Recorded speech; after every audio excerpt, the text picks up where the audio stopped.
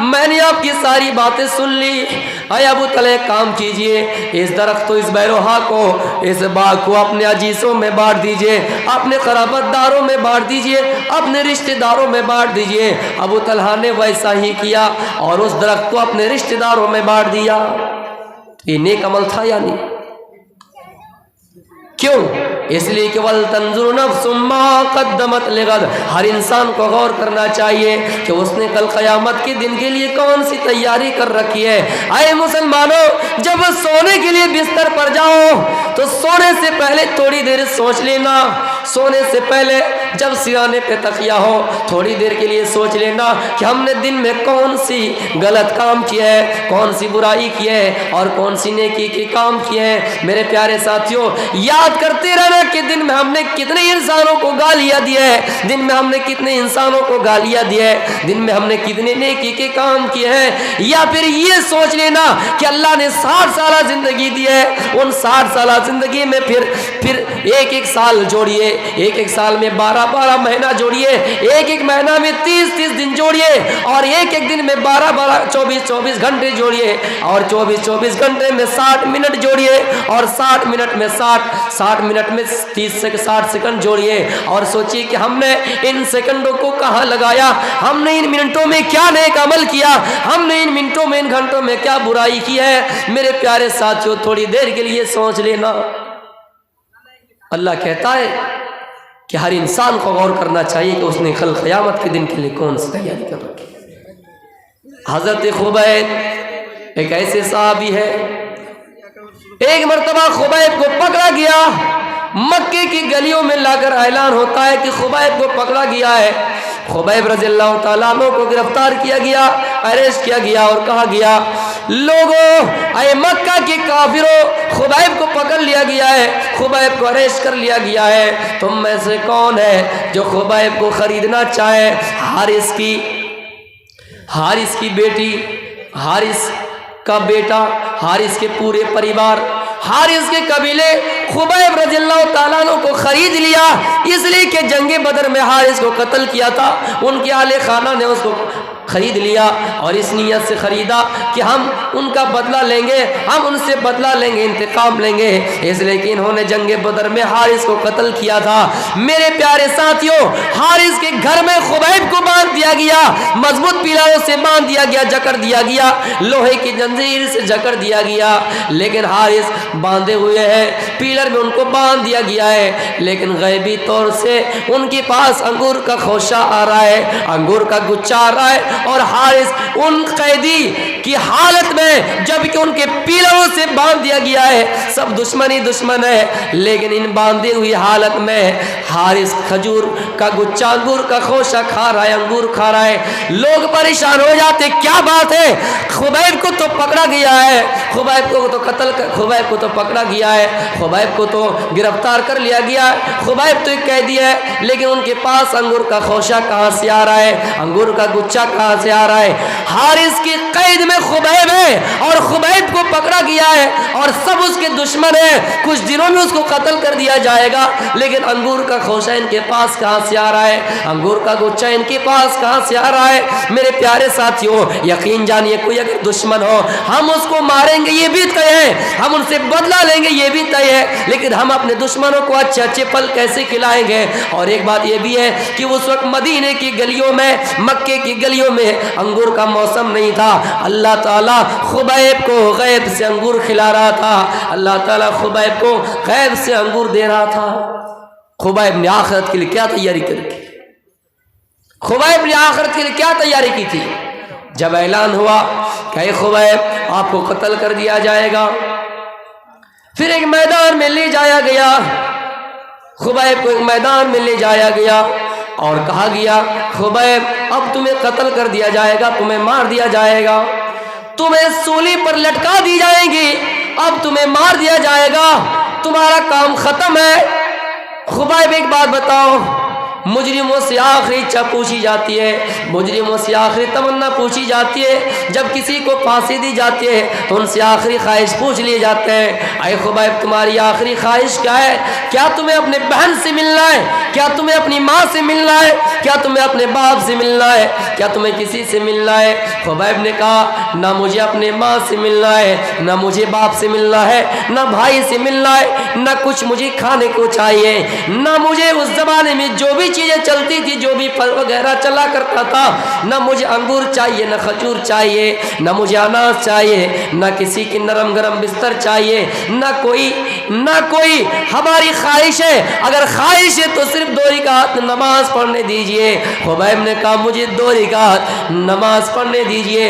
मेरे भाइयों, खुबैब 2 रकात नमाज अदा कर लेते हैं और नमाज अदा करने के बाद काफिरों से मुखातब होकर कहते हैं, आए मक्का के काफिरों, आज मैंने नमाज हल्की पढ़ी, आज मैंने नमाज शॉर्ट करके पढ़ी, आज मैंने नमाज मुख्तसर पढ़ी। जिस नमाज में 5 मिनट का टाइम लगेगा उस नमाज को मैंने 3 मिनट में ही अदा की। जिस नमाज में 10 मिनट का टाइम लगेगा मैंने उस नमाज को 5 मिनट में अदा की। इसलिए कि कहीं ऐसा ना हो कि तुम सोचो कि खुबैब मरना नहीं चाहता है। खुबैब को इस दुनिया की जिंदगी पसंद है, खुबैब को नरम गरम बिस्तर पसंद है। मेरे प्यारे साथियों, खुबैब की आखिरी ख्वाहिश हुई, आखिरी तमन्ना हुई तो 2 रकात नमाज पढ़ने की हुई और ये कहने लगा कि मैं जल्दी जल्दी नमाज इसलिए पढ़ी क्योंकि मुझे अपने हकीकी रब से मिलना है। मुझे इस दुनिया की जिंदगी पसंद नहीं है, मैं उस दुनिया की जिंदगी के लिए तैयारी कर रहा हूँ, मैं अपने हकीकी रब से मिलने की कोशिश कर रहा हूँ। आए मक्का के काफिरों, इसलिए मैंने नमाज को लंबी नहीं की। अगर मैं नमाज में 2 मिनट और ताखिर करती तो चल सकता था, लेकिन दुनिया की जिंदगी पसंद नहीं है और आखिरत की जिंदगी को मैंने पसंद कर लिया है, आखिरत की जिंदगी से मोहब्बत हो गई है। मेरे भाइयों, खुबैब ने आखिरी इच्छा, आखिरी ख्वाहिश नमाज पढ़ने की इसलिए केवल तंजुर नफ्सुम मा क़द्दमत लिगद। हर इंसान को ये गौर करना चाहिए कि उसने कल क़यामत के दिन के लिए कौन सी तैयारी कर रखी है। हर इंसान को ये गौर करना चाहिए कि उसने कल क़यामत के दिन के लिए कौन सी तैयारी कर।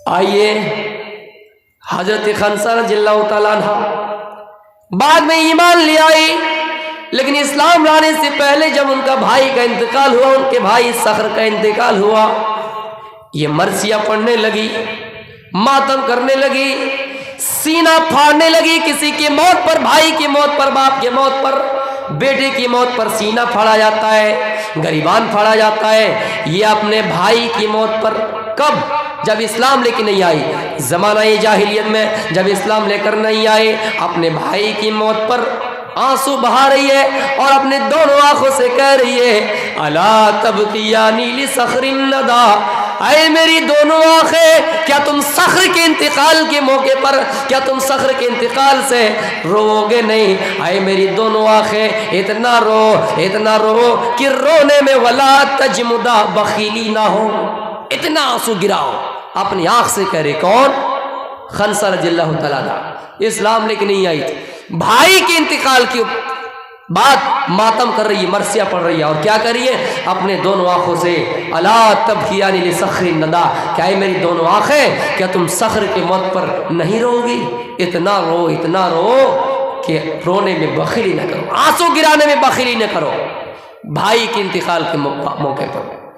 लेकिन मैदाने जंग में, कादसिया के जंग में ऐलान हुआ, खंसा अपने 4 बेटों के साथ जब इस्लाम ले आई, खंसा 4 बेटों के साथ मैदान जंग में है, कादसिया के जंग में है और कादसिया के जंग शुरू होने से पहले अपने 4 बेटे को नसीहत कर रही है, आए मेरे 4 बेटे सुनो, तुमने अपने मर्जी से इस्लाम ले आया, तुम्हारे ऊपर कोई प्रेशर नहीं था, तुम्हारे ऊपर कोई दबाव नहीं था, तुमने अपने मर्जी से इस्लाम ले आया है, तुमने अपने मर्जी से इस्लाम ले आया।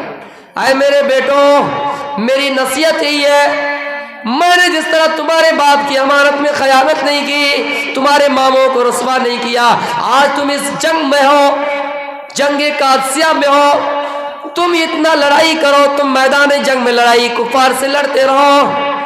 इसलिए कि अल्लाह फरमाता है, या अय्युहल्लज़ीना आमनुस्बिरू वसाबिरू, اللہ جنگ کرنے والوں کو، جہاد کرنے والوں کو پسند کرتا ہے۔ تم اس میدان میں لڑائی کرو، اللہ پسند کرتا ہے۔